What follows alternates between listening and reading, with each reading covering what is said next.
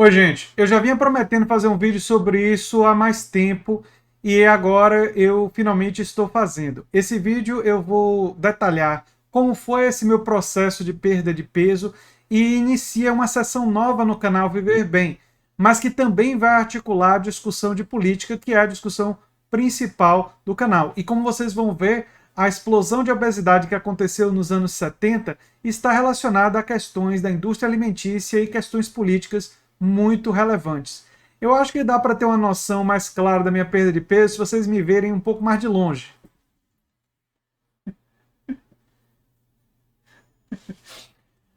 Então, gente, nós temos aqui primeiro umas fotos mostrando como é que eu estava quando eu estava com 110 quilos e como eu estou agora com 85 quilos. Né? Eu tenho 1,83 m de altura, vocês veem aí, e eu ainda vou perder mais peso.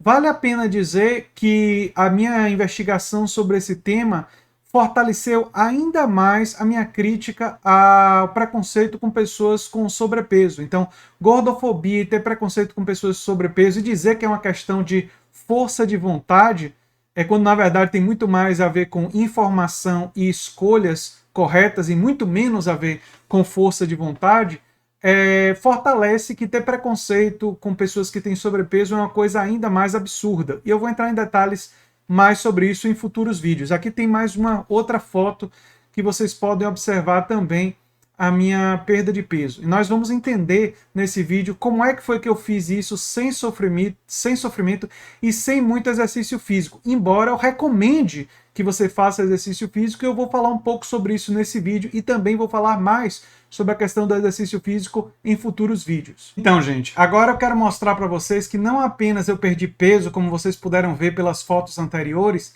mas todos os meus marcadores sanguíneos melhoraram muito. Aqui vocês têm um exame de triglicérides. O valor de 129 é quando eu tinha já tinha caído para 90 quilos. E o resultado anterior era 235. Só para vocês terem uma ideia, em adultos acima de 20 anos, o resultado teria que ser inferior a 150. Ou seja, em 235, meu valor estava muito alto. E agora eu consegui entrar totalmente na normalidade no triglicérides. No colesterol HDL, eu também melhorei. Deve ser, em adultos, superior a 40. O meu agora deu 41, antes tinha dado 40. E valores de colesterol em geral melhoraram. Vocês podem ver aí, eu vou passar bem rápido para a gente não demorar muito nessa parte. Glicose, aqui tem uma... Vocês podem dar pausa se vocês quiserem ver com mais detalhes. Mas a glicose, vocês podem ver aí que caiu para 89 e estava em 98. Já estava ali problemático, né? Já não estava tão legal assim a glicose, já teve uma queda importante. E aqui são alguns valores bastante alterados que a gente pode ver, que no TGO estava o resultado anterior 44, para homens o ideal é até 40. O meu resultado, depois que eu perdi peso para 90 quilos, foi 18, excelente. Alanina, resultado alterado 92, para homens o ideal é até 41, meu resultado veio 27. Gama, depois de eu ter perdido peso, 33, antes 81, para homens no máximo 61. Ou seja, todos os meus marcadores sanguíneos melhoraram muito. Não é apenas que eu perdi peso, eu também fiquei muito mais saudável. Isso é muito importante porque foi uma perda de peso com saúde. Então, quando eu vi aqueles resultados extremamente alterados dos marcadores sanguíneos e os meus médicos basicamente disseram que eu tinha que perder peso, senão eu corria risco de vida. E eu sabia, inclusive, que obesidade é fator de risco para a Covid. Obviamente que isso me motivou bastante, né? Esses marcadores sanguíneos que vocês viram aí alterados, né? E qual é a minha formação? Bem, eu sou bacharel e licenciado em História pela Universidade Federal da Bahia, fiz iniciação científica em História da Saúde, sou mestre em História Social com ênfase em História Política, fiz um diálogo com a ciência política e sou doutor em Saúde Pública. E no meu doutorado, eu tive acesso a pesquisas que mostram que a obesidade é um problema contemporâneo extremamente grave, é fator de risco para diversas doenças, existe uma explosão de diabetes, e que você levar uma vida mais saudável diminui os partes dos determinantes sociais do processo de saúde e doença. Ou seja, se você ficar mais saudável, se tiver um peso melhor, se os marcadores sanguíneos estiverem melhores, você fica mais saudável. Então, eu tratei o meu problema de saúde, e eu estava com um problema de saúde, claro, os exames de sangue mostravam isso, como uma questão científica. Passei 4, 5 meses estudando sobre isso em casa durante a pandemia. Não estava podendo ir para a academia por causa da pandemia, então não fiz muito exercício físico e não tenho disciplina, nem tanta força de vontade assim para fazer isso em casa. Então o que eu fiz foi, tratei isso como uma questão científica, estudei bastante e resolvi aplicar o conhecimento que eu aprendi como uma estratégia. E, como vocês viram, ela deu certo tanto em melhorar os meus marcadores sanguíneos, como não levar à perda de peso. Uma das pessoas que eu conheci nessas andanças aí pela internet e lendo artigos científicos foi o médico nefrologista Jason Fung.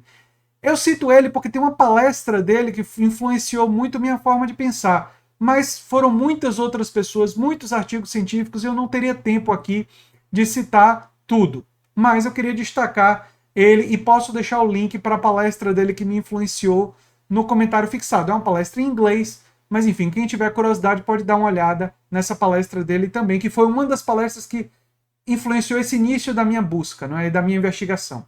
Durante essa pesquisa desses 4, 5 meses, eu acabei tendo clareza de 3 princípios para orientar as minhas escolhas. Primeiro princípio, muito importante, é que a prioridade é ficar saudável e a perda de peso vem como consequência de ficar saudável.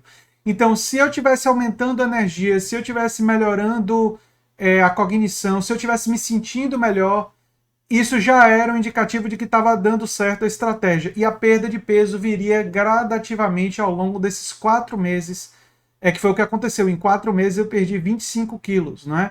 Então, esse é um primeiro princípio importante. Ficar saudável primeiro, para depois perder peso. A perda de peso não é a prioridade, mas é uma consequência. Não se trata de uma dieta, mas sim uma mudança na relação com a comida, para não ser uma coisa temporária.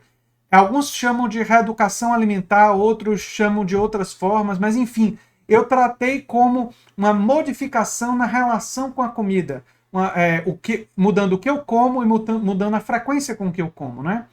E um princípio grego que eu sempre gostei, mente sã, corpo são.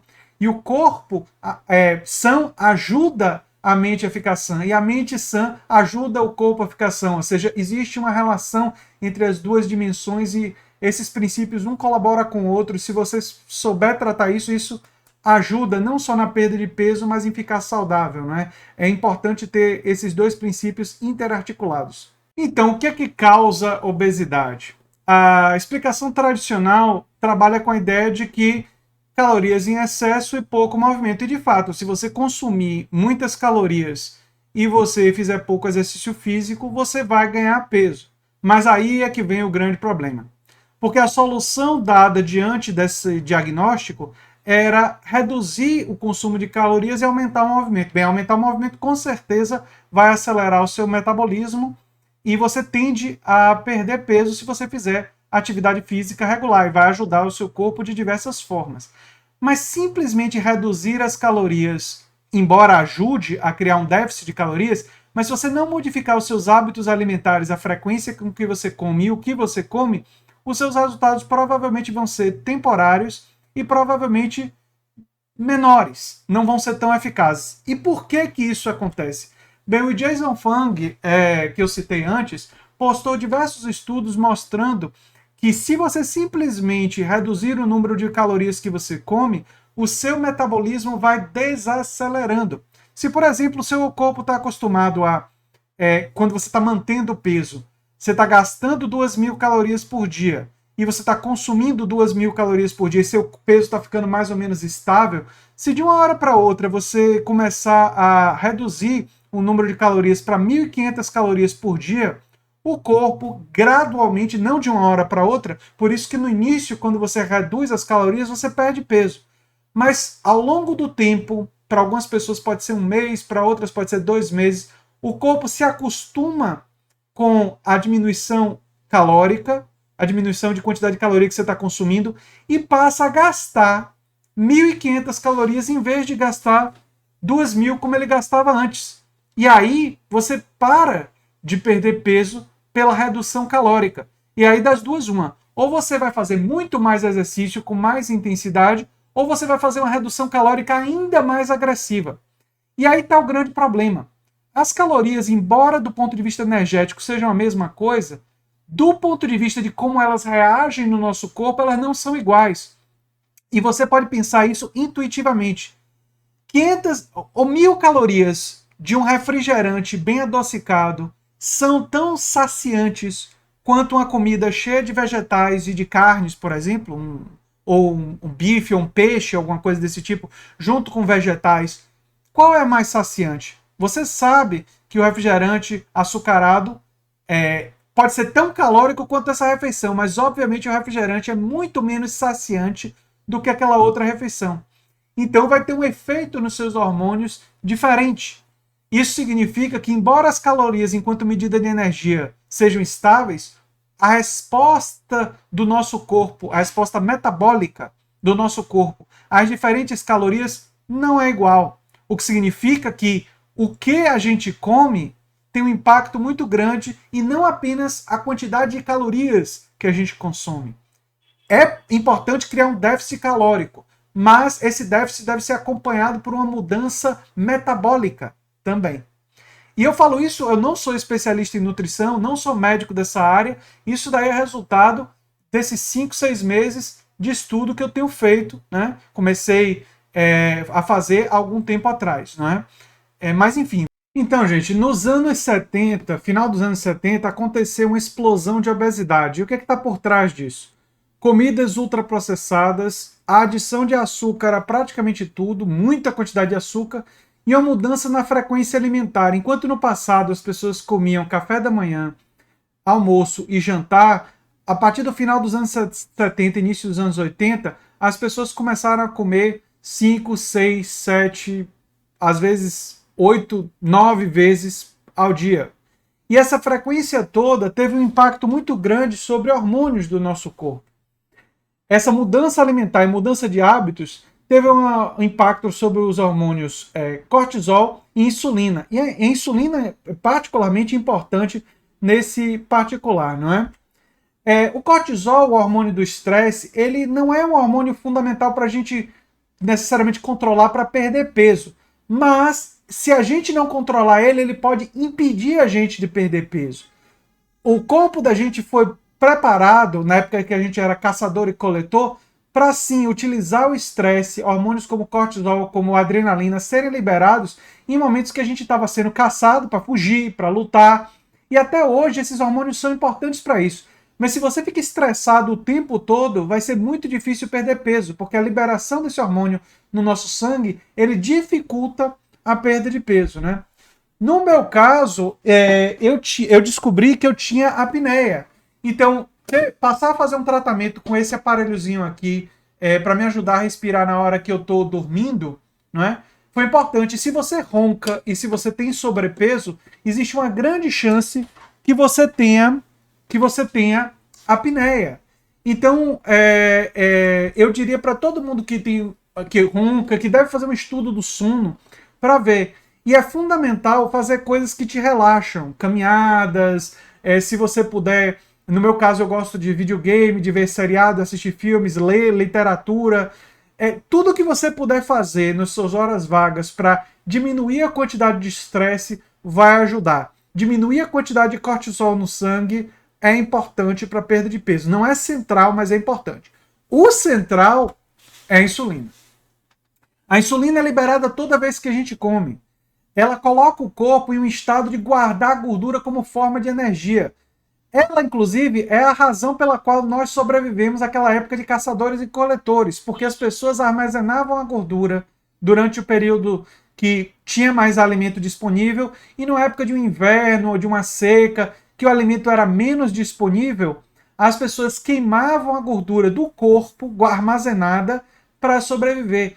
Se nós não tivéssemos a insulina, nós não teríamos sobrevivido. No entanto, no tempo que nós vivemos, existe alimento disponível praticamente o ano todo, fora de estação, e a gente pode comer o tempo todo com grande frequência. E se a gente faz isso, a insulina liberada permanentemente no nosso sangue, a gente nunca tem a oportunidade de gastar essa energia que a gente acumulou em forma de gordura. Aliás, eu sugeriria você que tem por acaso sobrepeso, olhar para a sua barriga, olhar para a gordura no seu corpo e interpretar essa gordura de uma forma diferente. Aquilo dali é como se fosse combustível que está guardado no seu corpo e que você precisa de uma estratégia para poder acessar.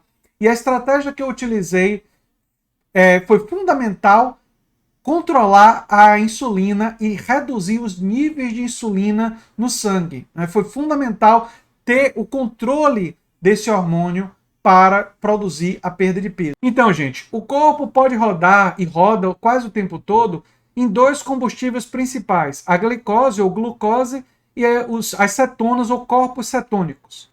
Pois bem, eu faço uma metáfora, que aliás não fui eu que inventei, eu já vi outras pessoas trabalhando com essa metáfora, mas é como se a glicose fosse uma mini geladeira com uma fonte de energia fácil de acessar, mas que a quantidade que o corpo pode armazenar é meio que limitada, e as cetonas, os corpos cetônicos, fosse a gordura, na verdade, que a gordura quebrada vira cetonas, vira corpos cetônicos, né? Fosse como se fosse um mega freezer, um freezer enorme com uma forma de energia altamente concentrada, mas de mais difícil acesso. Ora, se a gente quer perder peso, uma das coisas fundamentais seria esgotar a mini geladeira para ir para uma glicose produzida pelo nosso próprio corpo e não uma glicose vinda da dieta, e a gente assim utilizar como fonte de combustível, utilizar como fonte de energia os corpos cetônicos. Se a gente fizer isso, naturalmente a gente vai perder líquido, vai perder água, vai perder gordura e vai começar a usar a gordura como combustível. E agora está ficando cada vez mais claro quais são os tipos de alimentos que a gente precisa para atingir esse objetivo e também para atingir maior saúde. Como vocês viram, meus marcadores sanguíneos melhoraram. Em parte por quê? Porque a gente precisa escolher alimentos que nos forneçam uma variedade grande de vitaminas e sais minerais, magnésio, potássio e até mesmo sódio. E precisamos todas aquelas vitaminas que vocês conhecem, não é? Também precisamos de alimentos que produzam grande saciedade, para a gente poder ficar mais tempo sem comer. Isso não significa passar fome, nem um jejum intermitente muito agressivo de cara. Pelo contrário, no início, quando eu comecei, como vocês vão ver, eu comia um volume de comida relativamente grande e perdia peso. Quando eu mostrei para minha esposa o que eu estava comendo, pratos enormes, cheios de comida, ela ficava, como é que vai perder peso assim? Mas o resultado está aí, 25 quilos perdidos, né? Porque essa estratégia vai permitir reduzir insulina e cortisol. O cortisol vai diminuir o estresse, mas a insulina vai diminuir, porque a gente vai passar mais tempo sem comer, porque a gente vai comer coisas que aumentam a saciedade. E também não produzem inflamação, porque gordura é, de certa forma, células inflamadas, não é? Pois bem, primeira coisa importante no preparo dos alimentos: cortar óleo de soja, óleo de girassol e demais óleos provenientes de sementes. Substituir pelo quê? Foi uma coisa que a gente fez aqui em casa. Óleo de coco extra virgem, usar óleo de abacate, manteiga, se possível, manteiga ghee, que é mais pura, azeite de oliva extra virgem. E no caso da banha de porco, apenas se tiver uma referência de muito boa qualidade. Nunca comprar banha de porco para cozinhar alimentos vindo do supermercado. E por isso eu não recomendo banha de porco, porque eu acho que vai ser muito difícil vocês conseguirem de boa qualidade. Se alguém, por acaso, tiver acesso a uma fazenda e consiga de boa qualidade, aí é uma outra história. Mas, enfim, a princípio não recomendaria. Alimentos ricos em vitaminas e sais minerais. Alguns exemplos, eu não vou detalhar tudo nesse vídeo, mas, por exemplo, vegetais no vapor, brócolis, beterraba, abóbora, couve-flor, abobrinha, repolho, cenoura, chuchu, refogados, tomate, que é uma fruta, vagem e muitos outros refogados. Em conserva, aspargos, palmito, cogumelos. Fruta, se o seu objetivo é perder peso, abacate e morango. Outras frutas são extremamente saudáveis, recomendo que vocês comam, mas especialmente para quem já perdeu peso. Quem ainda precisa perder peso, como vocês vão ver, frutas que são muito doces vão dificultar, porque vão dificultar a gente entrar na cetose, vão dificultar a gente entrar em acessar a gordura como fonte de combustível, né? Nozes, tem muitas que vocês podem comer, ou a macadâmia, pecãs, amêndoas, folhas, folha de beterraba, alface, alface americano, acelga, rúcula, entre muitas, muitas outras. Eu vou fazer vídeos detalhando isso. Mas a regra é basicamente isso, essa. Combinar esses alimentos com alimentos ricos em proteína. É possível fazer essa estratégia alimentar de forma totalmente vegana. Eu não fiz assim, mas você pode fazer de forma totalmente vegana e substituir proteína animal por proteína vegetal. Mas eu utilizei também carnes, peixes, frangos e ovos. Mas isso é muito importante. Acrescentar gordura de boa qualidade. Abacate eu usei especialmente molho guacamole caseiro. Também tem a gordura presente, a gordura de boa qualidade presente nas proteínas, mas não em excesso. Eu defendo o uso de gordura apenas e a de boa qualidade de forma moderada. Isso, inclusive, vai explicar uma coisa que eu vou falar lá. Manteiga também de forma moderada utilizada. Azeite de oliva extra virgem também utilizado de forma moderada para temperar ou para preparar a comida. E óleo de coco extra virgem da mesma forma. Outras dicas. Importante o uso de vinagre de maçã, suco de limão ou limão na água, mas esse suco de limão, usando adoçante sem açúcar. E eu já falei sobre acrescentar gordura de boa qualidade. O que evitar? Açúcar, substituir por adoçante no suco de limão, no café e afins. Aí tem opções, estévia, eritrol, sucralose, xilitol. Tem uns que são melhores do que os outros, eu ainda vou fazer vídeo sobre isso. Evitar também carboidratos refinados, arroz, macarrão e outros, né? E qualquer comida de alto índice glicêmico, ou seja, qualquer comida que tem ou muito açúcar ou muito carboidrato, reduzir, né? Ou evitar completamente, né? Eu vou detalhar esse esquema dos alimentos gerais recomendados para a estratégia em outros vídeos. Então, se você se interessa por esse tipo de conteúdo, você se inscreve no meu canal. Provavelmente vai ter um vídeo por semana nessa playlist Viver Bem, que vai ajudar vocês nesse quesito. Algumas pessoas podem estar se questionando por que não chamar essa estratégia alimentar da dieta cetogênica, que é a que mais se aproxima da estratégia. Bem, a cetogênica, em geral, recomenda grande quantidade de gordura. Eu fiz gordura moderada e apenas de boa qualidade. Em geral, acrescida aos alimentos e não muita gordura já presente nos alimentos, né? Apenas o suficiente para aumentar a saciedade, usando azeite de oliva extra virgem e o que eu já citei, não é? Além disso, coisas como cenouras, beterrabas, que tem um pouco mais de carboidratos, mas tem vários benefícios, eu coloquei na minha dieta. A única coisa que eu fiz é que eu não como cenoura demais, não como beterraba demais. Tudo que tem um índice glicêmico um pouco maior, mas que é benéfico, eu coloco na dieta para melhorar a variedade dos alimentos e melhorar a resposta imunológica do corpo, mas coloco em pequena quantidade. Eu crio muita variedade. Isso é muito importante. Variedade grande dos alimentos. Variar as folhas, variar os vegetais, variar os molhos, variar tudo, mantendo o corte no açúcar e mantendo o corte nos carboidratos refinados, que são muito intensos. Só que esse corte não é para a vida toda. Quando eu chegar na perda do peso maior, eu vou poder acrescentar uma vez por mês, 2 vezes por mês, carboidratos refinados em determinadas circunstâncias. E vou fazer vídeos explicando o que. Poderia dizer, talvez, que é uma dieta cetogênica super saudável e adaptada, porque trabalha com gordura moderada, né? Não sei se seria o nome mais adequado, né? Aqui é um exemplo de um prato. Vocês olharem, vocês vão ver, tem alface, essa coisa verde aí no meio é um molho guacamole feito de abacate, do lado direito tem as sardinhas, que é um peixe, tem brócolis, couve-flor, abóbora, não é, cenouras, enfim. E é um prato típico meu aqui em casa, né? Eu comecei com 2 refeições grandes por dia, às vezes 3 refeições grandes por dia. Quando eu acordava cedo, era uma de manhã, uma meio-dia e uma de noite. Grandes refeições. Mas por quê? Porque eu estava adaptando o meu corpo a isso. Logo, em pouco tempo, eu fui para 2 refeições grandes por dia, uma às 12 horas e outra às 18, e aí o meu jejum intermitente era chamado 6-18, ou seja, 6 horas em que eu me alimentava e eu passava 18 horas junto com sono sem comer.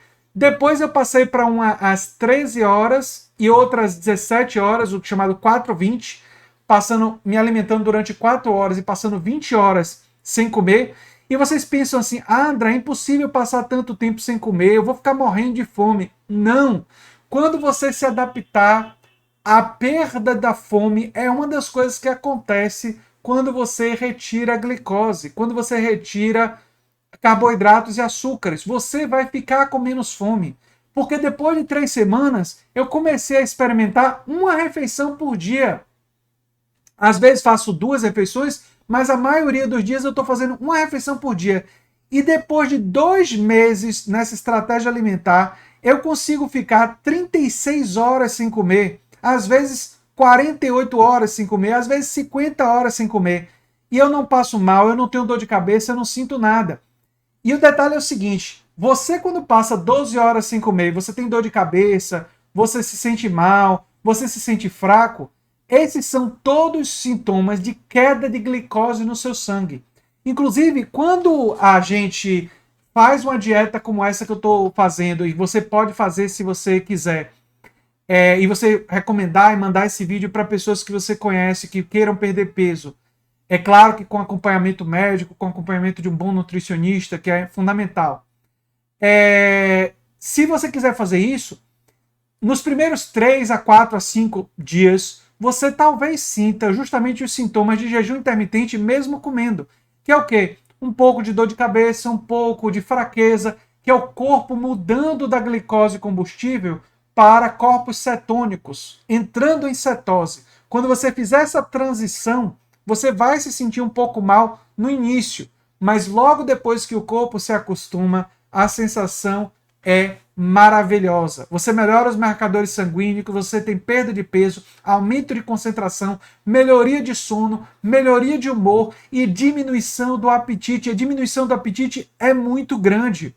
Eu consigo ficar 2 dias sem comer, sem sentir nem um pouquinho de fome. Às vezes do lado da minha esposa, ela comendo comidas deliciosas, minha sogra se alimentando com comidas gostosas, eu sento do lado delas, converso, fico perto, sinto o cheiro e tal. Ela diz, não tá com fome não, André? Não, não tô com fome. E é por isso que foi uma estratégia sem sofrimento. Porque a perda do apetite, ela aconteceu gradualmente com a estratégia. E por isso eu preciso explicar que no início, vocês vão diminuindo a frequência alimentar à proporção que o apetite vai embora. Foi isso que eu fiz. Eu não criei um jejum intermitente intencionalmente ficando com fome. Não. Eu fui esticando o jejum intermitente à proporção que eu não sentia fome. No início eu estava comendo grandes refeições, pratos grandes, mas com vegetais e com uma proteína e acrescentando gordura de boa qualidade de forma moderada. E a proteína de forma moderada, sem exagerar na proteína, porque a proteína também tem um impacto na insulina forte. O maior de todos é de carboidratos refinados, mas a proteína também tem. E aí, gente, os resultados aconteceram. Então, um resumo. A alimentação que estimula cetose ao cortar açúcar e carboidratos refinados, mantendo carboidratos ricos em fibras e vitaminas, que tem uma resposta glicêmica baixa, com os vegetais, por exemplo, que eu citei. Além disso, proteínas e gordura de forma moderada, de forma a ampliar a saciedade. Com a diminuição do apetite, gradualmente produzir um jejum intermitente leve e ir ampliando lentamente, de forma absolutamente gradual, sem sofrimento, sem passar fome, à proporção que o apetite vai embora. Foi isso que eu fiz. E você pode fazer também, com acompanhamento médico, com acompanhamento de um nutricionista. É absolutamente possível de ser feito.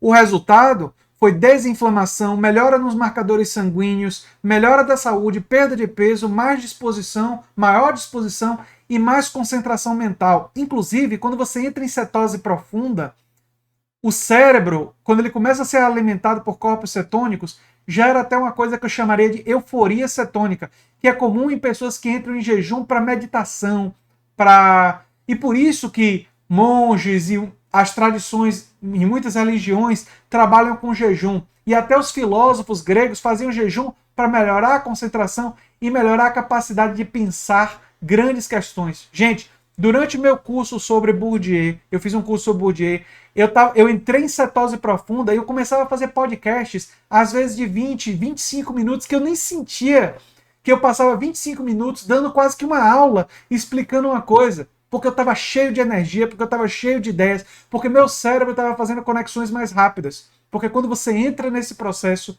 a sua concentração, eu diria até que seu poder mental aumenta. Tem gente, inclusive, que entra nessa estratégia só pelos benefícios mentais, que é extremamente curioso, né? Enfim, como eu disse, apenas nos 3 primeiros dias ou nos 5 primeiros dias pode ter um pouco de dor de cabeça ou fraqueza, mas depois você supera rapidamente e depois há um aumento de disposição, de energia, de concentração e você pode talvez fazer um pouco de reposição de sais minerais, de magnésio, sódio e potássio. Mas enfim, gente, eu estou muito feliz com os resultados. Quando passar a pandemia, eu vou voltar a fazer atividade física e vou fazer vídeos explicando qual é a melhor atividade física que gera o melhor impacto. Adianto que para a pessoa que tem obesidade deve começar com atividade física leve e mais longa, tipo uma caminhada de 30, 40 minutos, 3 vezes por semana. Se for para academia, não recomendo durante a pandemia, mas enfim, quem for fazer um exercício físico um pouco mais intenso, preferir diminuir a intensidade e aumentar o tempo enquanto ainda está perdendo peso, para só fazer os chamados exercícios HIIT ou de mais intensidade quando já tiver perdido a maior parte do peso, viu, gente? E vou entrar em mais detalhes sobre exercício físico em breve. E eu vou voltar a fazer atividade física. Antes de perder esse peso, eu ia para academia 3 vezes por semana e não estava perdendo peso, porque tinha uma alimentação muito inadequada. E foi mudar a alimentação, melhorar a quantidade de tempo, aumentar a quantidade de tempo entre as refeições e ter refeições mais raramente. A perda de peso foi instantânea, sem sofrimento e sem me matar de exercício. E todos nós podemos viver uma vida mais saudável e eu espero ajudar vocês nesse caminho também. Um abração e até o próximo vídeo. Se você gosta do que eu faço, se inscreva, dê um like, compartilhe e quem sabe vire membro ou apoiador do canal. Eu vou fazer mais vídeos sobre esse conteúdo e aguardo vocês lá. Tchau, tchau, gente.